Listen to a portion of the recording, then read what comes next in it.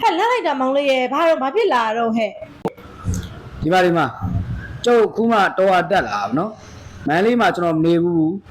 မန်လေးလုပ်ငန်းလည်းမလုပ်ဘူးရွာမှာဆိုရင်တော့ကျွန်တော်လဲထွန်းနေနွားချောင်းနေဒီစပိုင်းတွေထမ်းနေဗျာဒီမြို့မှာဆိုလို့ရှိရင်ကျွန်တော်ခုကုန်တင်ကုန်ချပုံစံမျိုးလုပ်ချင်တာဗျာလုံးဝကြမ်းတမ်းလုပ်ချင်တာလုံးဝခေါင်းစားမဲ့လုပ်ငန်းတွေပါဆိုလုပ်ချင်ဘူးဗျာကျွန်တော်ကြမ်းတမ်းလုပ်နိုင်တယ်အမားစီမှာရှိတာကျုပ်ပြောပြအဲ့ရတာပေါ့မောင်လေးကမောင်လေးလှုပ်ချင်တဲ့အလုပ်ရှိတယ်မန္တလေးမြို့မှာပဲလုပ်ရမယ်အထက်သားဆက်ယုံအတင်အချတီးတမ်းပဲလုပ်ရမယ်နေစရာလည်းပူစရာမလိုတဲ့အပြင်စားစရာဆိုလို့ရှိရင်လည်းထမင်း၃နှလုံးကိုအဝကျွေးတယ်တခုတော့ရှိရဲ့မှတ်ပုံနေမူရင်းတော့အဓိကလိုအပ်တယ်အဲ့ဒီတော့မှတ်ပုံနေမူရင်းပါလားစိတ်ပါတာပေါ့ဗျာ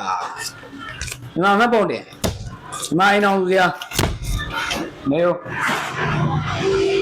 ထုတ်ဖို့ပါပါတယ်အခုတခါလိုက်ဖို့မှလားကြိုက်ပြီမောင်လေးအမကလည်းအဲ့လိုလူမျိုးရှားနေတာတခါရဲလိုက်ဖို့ပဲမယ်လာသွားမယ်ထ